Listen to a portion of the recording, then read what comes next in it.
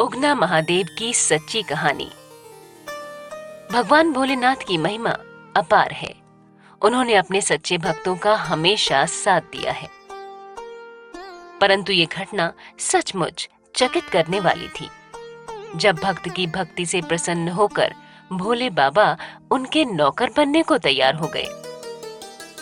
कहा जाता है कि मैथिली के सर्वोपरि कवि विद्यापति जी भोले शंकर जी के बहुत बड़े भक्त थे।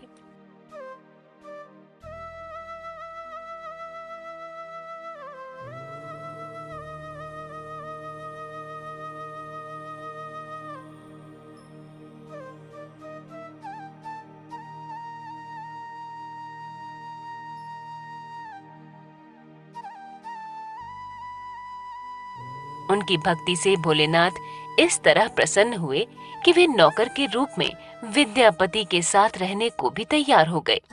लोकमानस कथा के अनुसार भगवान शिव अपना भेष एक मूर्ख गवार के रूप में बदलकर अपना नाम उगना रख विद्यापति के पास आए।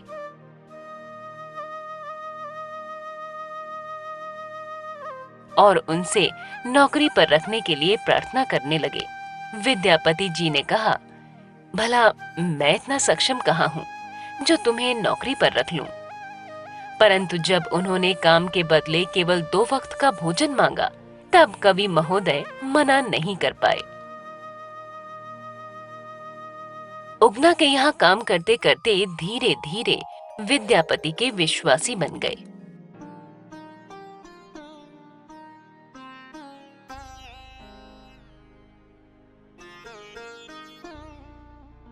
विद्यापति कहीं भी जाते वे उगना को अपने साथ ले जाते। उगना भी उनके साथ हाँ में हाँ मिलाता।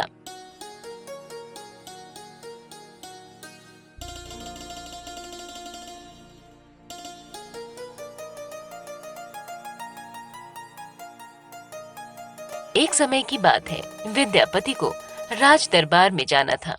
वे उगना के साथ चल पड़े। जेठ का महीना था। सूर्यदेव अपनी पराकाष्ठा पर थे। तीखी धूप से सारा बदन जला जा रहा था। साथ ही प्यास से गला भी सूखने लगा। रास्ते में कहीं पेड़ पौधे भी नहीं थे जिसकी छांव में वे थोड़ा विश्राम कर लेते। विद्यापति जी की प्यास धीरे धीरे बढ़ने लगी।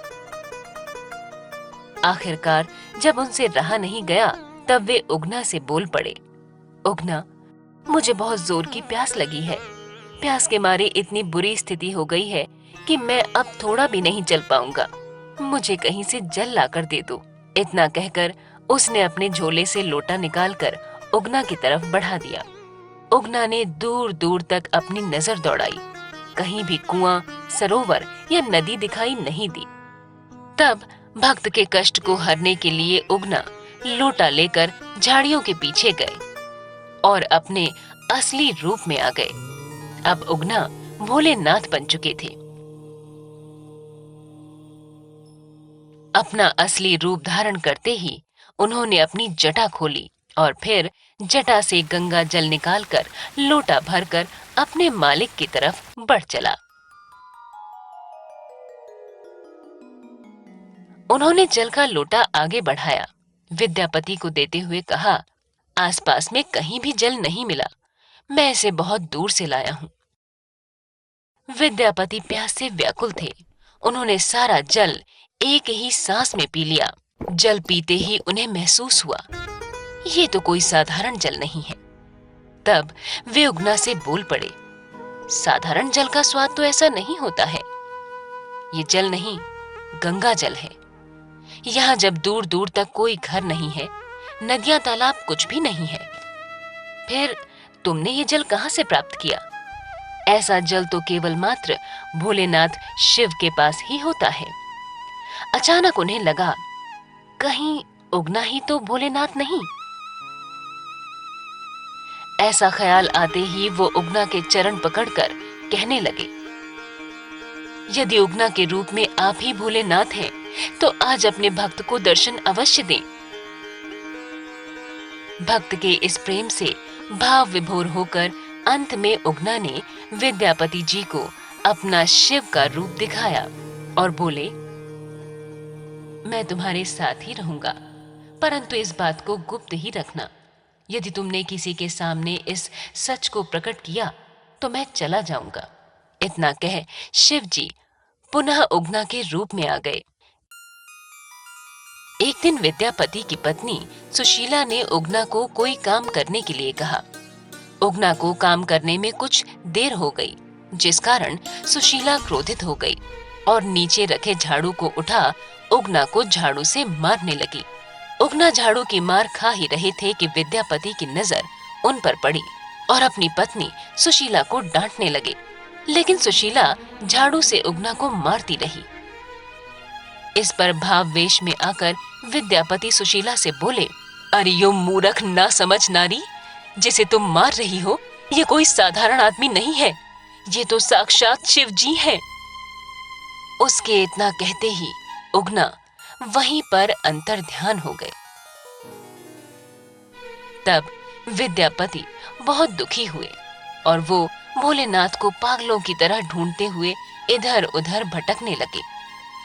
अपने भक्त का दुख आखिरकार भोलेनाथ से देखा नहीं गया और एक दिन वो विद्यापति के समक्ष प्रकट हो ही गए। भक्त ने हाथ जोड़कर पुनः साथ चलने का निवेदन किया। तब शिव जी ने कहा, तुम्हारी मनोकामना मैं अवश्य पूर्ण करूंगा।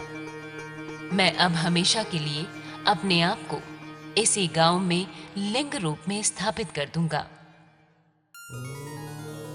कहा जाता है कि जिस स्थान पर उगना ने अपना शिव रूप विद्यापति को दिखाया था, उसी जगह पर एक शिवलिंग प्रकट हुआ और आज वही स्थान बिहार के मधुबनी जिले में भवानीपुर के नाम से प्रसिद्ध हो चुका है। इसी स्थान पर उगना महादेव का विशाल मंदिर बना हुआ है।